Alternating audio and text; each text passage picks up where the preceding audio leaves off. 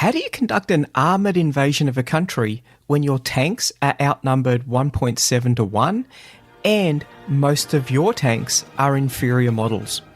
We look at the Battle of France, 1940. This is the Principles of War podcast, professional military education for junior officers and senior NCOs. Ladies and gentlemen, welcome to episode 65 of the Principles of War podcast, The Battle of France. This is the start of a significant podcast series. I really want to delve into the counterattack at Arras, but to really do that justice, we're going to have to look at a wide range of peripheral topics to really understand what happened there. I would like to thank Lieutenant Colonel Robin Davies and Major Paul Knight from the British Army's LWC Lessons Exploitation Centre for greatly assisting in the research and putting together the materials for this podcast series. Paul reached out to me and asked if I would be interested in developing a series about the Battle of France in support of a battlefield study tour that they are looking to conduct. And to be honest, my understanding of the Battle of France was actually quite limited, and much of it was what I would call the popular historic, effectively fiction about the German blitzkrieg as it was conducted. The Arras counterattack was something that I was only vaguely aware of, and I had no idea of the strategic implications for that battle. But the more I read into it, the more fascinating the story became, and more importantly, important lessons for the conduct of operations in a contemporary environment. Some of the areas that we're going to spend a little bit of time looking at are the expansion of the British Army. The Military Training Act had been passed in May of 1939, and that saw single men aged between 20 and 22 being required to undertake 6 months of military training, and 240,000 registered for service.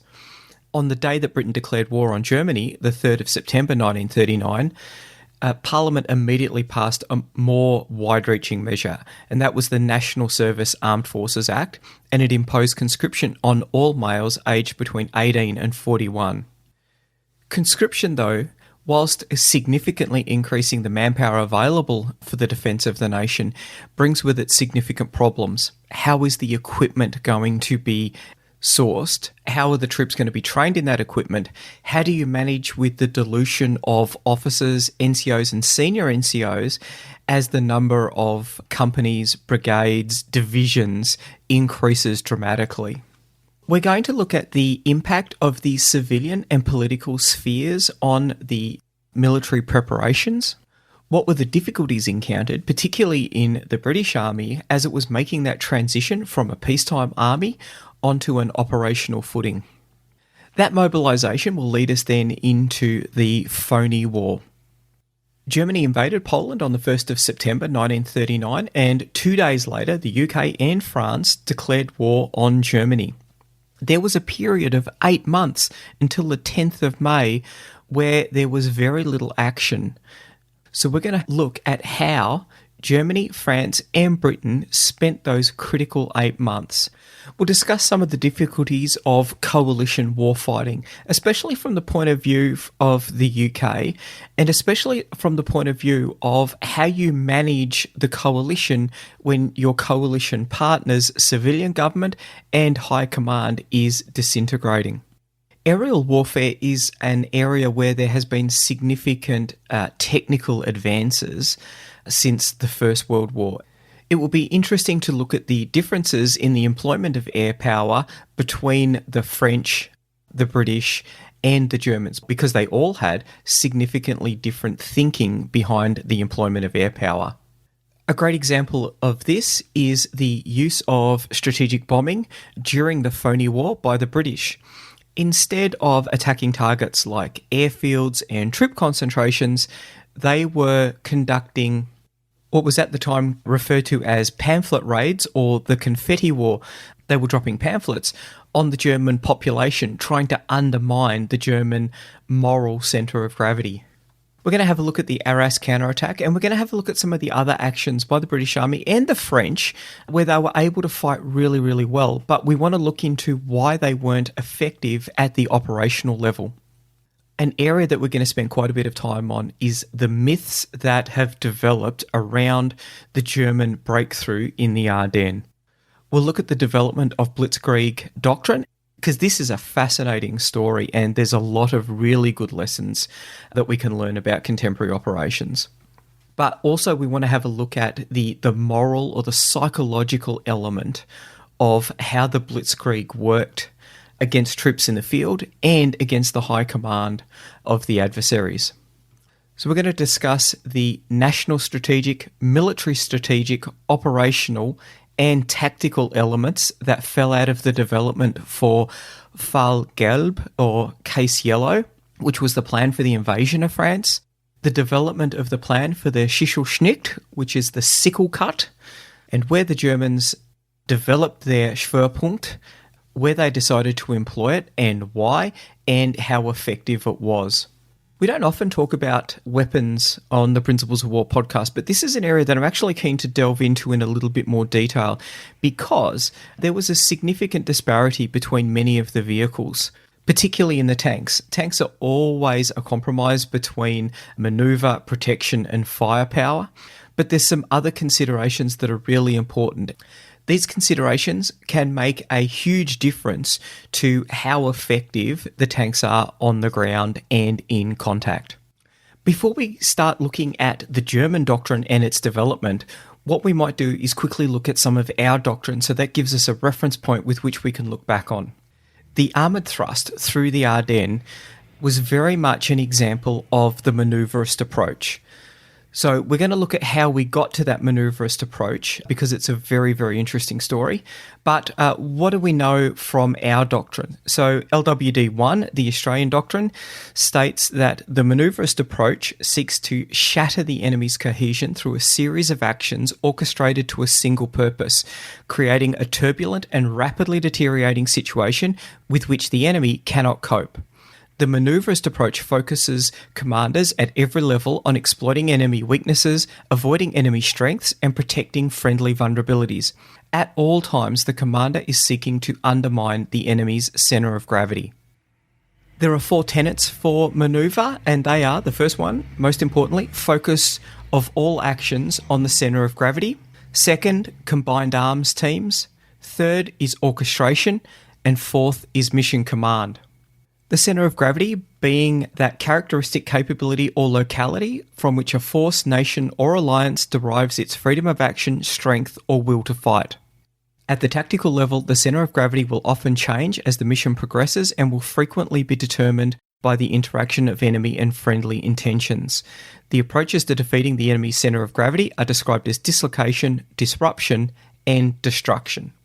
The British doctrine, as detailed in Land Operations, has an entire chapter on the manoeuvrist approach, and it states that the manoeuvrist approach is the Army's fighting doctrine for the tactical level. It determines the way we fight enemies across the different types of operation, and because fighting can have extremely significant consequences, it is set in the broader context of the audience and integrated action. It is an indirect approach which emphasises effects on the will of the enemy. It blends lethal and non-lethal actions to achieve objectives which shape the enemy's understanding, undermines their will, and break their cohesion. It aims to apply strength against vulnerabilities. Significant features are momentum, tempo, and agility, which in combination lead to shock and surprise. It entails doing the unexpected, using initiative, and seeking originality, combined with a relentless determination to succeed. Enabled by mission command, the manoeuvrist approach has 2 specific requirements: an attitude of mind and understanding of the enemy's vulnerabilities. It requires an attitude of mind that seeks indirect solutions to reduce the enemy's will to fight by pitching our strength against enemy vulnerability rather than strength. This indirect approach emphasises the use of initiative to act in original ways unexpected by the enemy and a relentless determination to retain the initiative and exploit success. It does not preclude destruction of the enemy so long as the results sought are disproportionately greater than the resources applied and the enemy's will to fight is undermined and their cohesion shattered. It depends on practical knowledge, agility, mission command, and the willingness to accept risks. The second requirement is an understanding of the enemy's vulnerabilities, both before contact and as they appear and evolve during battle. Centre of gravity analysis can be a useful tool for this. The manoeuvrist approach guides us to find, attack, and exploit these vulnerabilities in an enemy's strength. Additionally, commanders must consider carefully how the enemy themselves may apply the manoeuvrist approach. They must understand their own centre of gravity and critical vulnerabilities and protect their forces accordingly. Contextual understanding is also necessary. The manoeuvrist approach is not executed in isolation from wider contextual and operational factors, for example, domestic appetite for risk and casualties of friendly and enemy forces, or second and third order effects of actions taken. I just want to pause here and have a quick discussion about the understanding of the enemy's vulnerabilities and how centre of gravity analysis can be a useful tool. When we look at the Battle of France and when we look at the German order of battle and their plan, it's really quite clear that Panzergruppe Kleist is the centre of gravity. It is heavily weighted with the Schnelltruppen, which is the fast troops, the majority of which is armoured. There are some motorised infantry units. And in fact, the only other armoured troops are in the 4th Army, von Kluge's, and that's the 3rd Panzer Corps under Hoth, and that's made up of 5th and 7th Division. 7th Division is Rommel's division. So they're on the right-hand flank of Panzergruppe Kleist, and they'll be protecting their flank. So effectively, all of the mechanised troops. So this is great. We've determined that the centre of gravity is Panzergruppe Kleist. Then we can work out the critical vulnerabilities, and they are going to be your typical ones. So they're going to need some good terrain to be able to manoeuvre in. They're also going to need a significant amount of logistics. And the further they move, the quicker they move, the harder it is going to be for that logistic support to be able to keep up. So anything that we can do to interdict the logistic support is going to fundamentally undermine the capability of Panzergruppe Kleist. We can deny them bridges, we can physically dislocate them from their fuel supplies and ammunition resupply. But there's one problem with this analysis, and this is the fact that we are looking back with the benefit of hindsight, significant hindsight. We're looking back at a battle that occurred 80 years ago. And the analysis comes from not only reading the stories from the British point of view and from the French point of view, but I'm also reading it from the German point of view. A lot of this has been written by the generals who actually built this plan and who fought the battle. They had recently invaded Poland. What can we learn from that? Unfortunately, not a lot. The employment of mechanised forces in general, and armour in particular, was fundamentally different in the invasion of Poland. We won't go into too much detail about the invasion of Poland, but it was very much a traditional, for those times, attack, in that it was led by the infantry with armoured vehicles in support. So if you're General Maurice Gamelin and you're contemplating which course of action you're thinking about to defeat the German army that sits across the border, the information that you've got about the invasion of Poland, which, let's remember, there wouldn't have been a lessons learnt process that would have been widely disseminated out from the defeated Polish army. There may not have been observers who were able to get out. That information would not have been helpful, and in fact, it potentially reinforced the understanding of what you were expecting, rather than hinting at the fact that there was going to be a different approach that you would be facing. In the description of the second requirement for understanding, it does warn us. Additionally, commanders must consider carefully how the enemy themselves might apply the manoeuvrist approach. Bearing that warning in mind, we go back to the first requirement, and that is the attitude of mind. The indirect approach emphasises the use of initiative to act in original ways unexpected by the enemy and a relentless determination to retain the initiative and exploit success. The problem set that the German army had was fundamentally different when they considered invading France as opposed to the invasion of Poland. Before we leave off our contemporary doctrine review, there's a couple of interesting paragraphs in the British doctrine. The first one discusses the psychological impact of the manoeuvrist approach. The tools of seizing the initiative, shaping understanding, and attacking will and cohesion are means to an end. By holding the initiative and operating at higher tempo than the enemy, we aim to impose multiple simultaneous dilemmas, forcing the enemy to make decisions favourable to us or, when necessary, to induce shock and so render the enemy incapable of rational decision making. The classic physiological and psychological symptoms of shock are numbness and irrational behaviour, preventing the enemy from responding effectively to a developing situation. It is most debilitating when the full range of the force's capabilities, lethal and non-lethal, is applied against enemy vulnerabilities. As an effect, shock is both unpredictable and temporary, so its effects must be rapidly exploited before the enemy can respond effectively. As we look at the response of, in particular, the French High Command, we will see the psychological impact of the manoeuvrist approach. And this is one of the really big questions for the Battle of France. What was it in the French High Command that led to their inability to respond? Was it a lack of flexibility in their thinking, a lack of flexibility in their doctrine? Had they planned to fight the wrong war? Their troops, given the right circumstances, were able to fight really well. This was more of a high command issue in a lot of respects. The doctrine goes on to describe the way that we seize and hold the initiative. The initiative is the ability to dictate the course of events, to decide and act before our opponents do, and so gain advantage.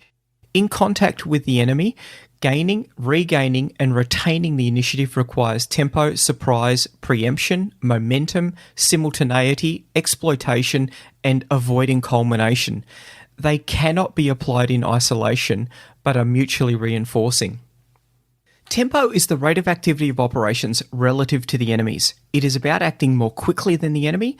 The side which consistently decides and acts fastest should gain and hold an advantage. Speed and quality of decision making, while necessary to gain and hold the initiative, is not sufficient. Action must flow swiftly, enabled by mission command and good battle procedure. Often a perfect plan made and executed too late will fail, whereas an imperfect one made before an enemy can act will succeed. So that's a nice little nod to General Patton and his quote about executing good plans with maximum violence. There were a couple of things that the German army did at the psychological level and the physiological level that enabled them to generate a tempo significantly faster than the French. The decisive event in the campaign plan for the Wehrmacht was the seizing of the bridges on the Meuse River. Every soldier understood the importance of the mission and the time criticality of it. It had been drilled into them repeatedly that every minute counted in the race to get to the Meuse River. Morale was high. They were well indoctrinated into the importance of getting there as quickly as possible, but that wasn't going to be enough. Particularly when you think that what was being asked of them was actually quite difficult for them to deliver. Heinz Guderian issued this order to his soldiers. I demand that you go sleepless for at least 3 nights if that should be necessary. That's 72 hours. That's quite an extended period of time to go without sleep. What's even more astonishing is that they were able to achieve this. How did they do that? Well, if we look at the reports from the supply officer for the 1st Panzer Division. So 1st Panzer Division, the best of the best. Of the 157 divisions involved in the invasion, the 1st Division was considered to be the best. It had the best equipment, and it was assigned the best location on the line of departure to enable it to get to Sedan and to effect the crossing of the Meuse River. They were described as being at the point of the main effort itself. Their mission was incredibly important. That supply officer, Graf von Kielmanzig, one of the things that he needed to take was 20,000 tablets of Pervitin. Pervitin, that's the trade name of a drug that was manufactured by a pharmaceutical company called Temla. It's actually methamphetamine. This was one of the ways that the Wehrmacht was able to get their soldiers to generate that tempo. Now, how successful was it? Well, probably not very successful because they significantly decreased the availability of Pervitin in 1940. It was limited by requiring a doctor's prescription, soldiers were only given a couple at a time, and they were discouraged from using it during combat because of the side effects, which included violence and led to war crimes or attacking their own officers. So, back to seizing and holding the initiative. Next component, surprise. It must be central to the design of all combat operations and be sought by commanders at all levels. Surprise is a potent psychological weapon, causing shock through unexpected action in time, space, and method. For example, surprise can be achieved by attacking an enemy earlier or more rapidly than anticipated, including through cyber electromagnetic activities, time, attacking at the enemy's rear or preparing well-concealed depth forces, space, unforeseen employment of air manoeuvre or indigenous forces, the concealment and employment of reserves, or sudden withdrawal to defensive positions, method. The increasing visibility of a land force's action places increased importance on the use of deception to achieve surprise and to protect the force's own vulnerabilities. Deception is defined as those measures designed to mislead the enemy by manipulation, distortion, or falsification of evidence to induce them to react in a manner prejudicial to their interests. There are two methods of deception: simulation, which deliberately allows an enemy to see false activity, for example through a demonstration, and dissimulation, which is hiding the reality by concealing it or making it appear to be something else. Deception plans must have a clearly defined aim, be convincing by playing to enemies' perceptions, prejudices, and likely reactions, and be flexible without consuming disproportionate resources or time. Enemies will also employ deception, requiring commanders and staff to have a skeptical mindset. The acme of surprise is when it combines high-tempo physical manoeuvre, superiority in the virtual domain, and concentrated application of violence, sometimes termed shock action. Enabled by security, surprise involves using combinations of secrecy, concealment, deception, originality, audacity, and tempo to confuse, paralyze, or disrupt effective decision-making and undermine an adversary's morale. Thus, it is instrumental not only to gaining the initiative, but also subsequently to attacking and defeating the enemy. It need not be total, but merely sufficient to instill doubt, delaying a decision or an action until it is too late. The effects of surprise are transitory, as shock and confusion recede over time, so its effects should be exploited rapidly and aggressively.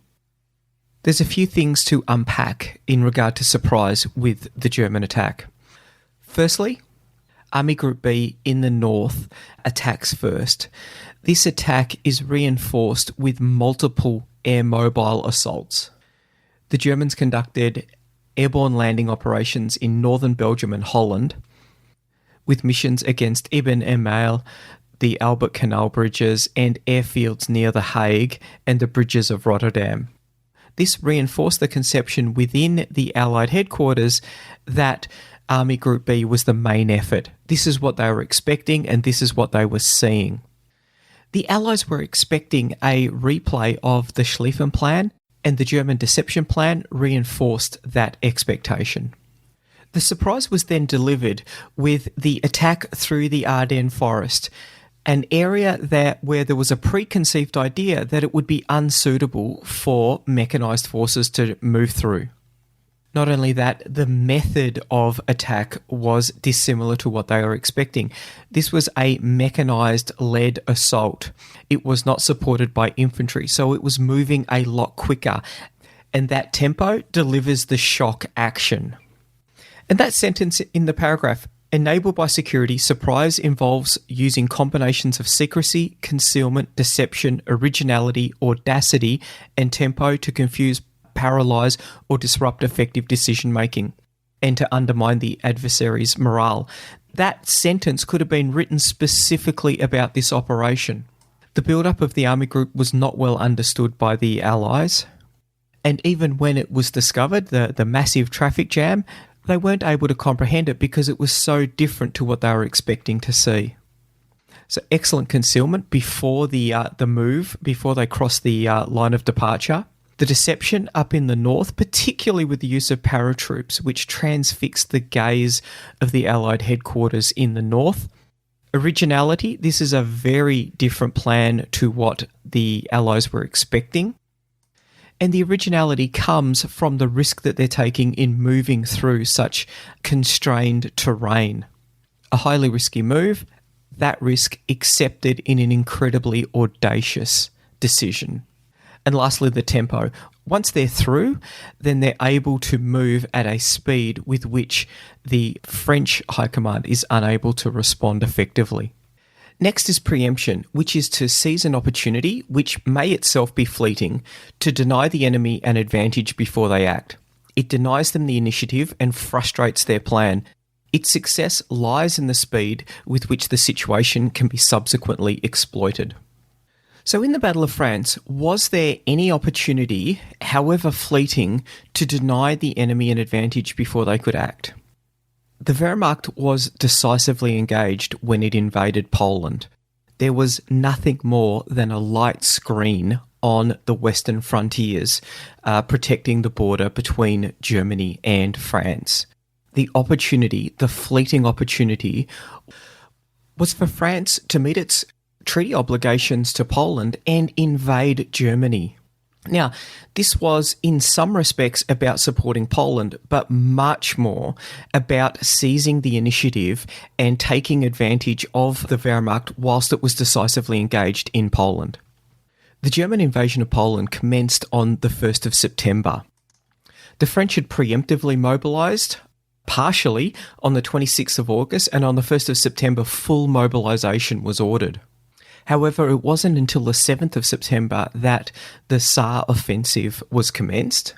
This was to have seen 40 divisions march into Germany. They advanced up to 8 kilometres. They captured 12 towns. All of this was unopposed. The French stopped short of the Siegfried Line, which was the German equivalent of the Maginot Line. And General Gamelin ordered on the 21st of September that French units to return back to behind the Maginot Line. What sort of opportunity to preempt German actions was it? Well, after the war, Alfred Jodl, who'd been Chief of Staff on the German Army High Command, said that if we did not collapse already in the year 1939, that was due only to the fact that during the Polish campaign, the approximately 110 French and British divisions in the West were held completely inactive against the 23 German divisions. And General Siegfried Westphal stated that if the French had attacked in full force in September 1939, that the German army could only have held out for 1 or 2 weeks. This half-hearted preemption antagonised Hitler, and he said that the enemy gains strength, and one winter night England and France will be on the Meuse without firing a shot and without our knowing about it. So on the 9th of October, he directed his 3 service chiefs to plan a preemptive offensive campaign on the northern flank of the Western Front through Luxembourg, Belgium and Holland.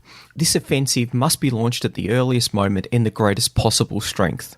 It was issued 10 days later and revised 10 days after that. This was the original version of Fall Gelb, or Deployment Directive Case Yellow. We'll talk a little bit later about the iterations, because it was actually version 4 that was enacted. Momentum is the next factor. So momentum is the driving force of a moving object. Maintaining momentum keeps an enemy off balance and enables a commander to retain the initiative. As a product of velocity and mass, it is liable to be reduced through either loss of speed or of combat power, stalling the operation and so allowing the enemy to regain the initiative. Exploitation of momentum creates the bridges from seizing the initiative to achieving success. This is brilliantly illustrated by the Panzergruppe drive to the coast. And we'll look at the impacts on C2, logistics, and morale over the course of this series. One key thing with this, though, is Hitler's halt order, which fundamentally destroyed the momentum that the Panzergruppe had worked so hard to build up. And we'll look at why that halt order came into being and the impact of it, because that halt order had an impact that was significantly greater than the operational level. Simultaneity seeks to disrupt the decision-making process of opponents by confronting them with a number of concurrent problems. By attacking or threatening enemies in many ways and from many directions at once in a physical and virtual domains, they cannot concentrate on any one attack, nor establish priorities between them. They cannot choose how and where to react. They are torn between multiple threats and find it hard to respond coherently. Enemy cohesion is particularly susceptible when several layers of their command systems are acted against simultaneously.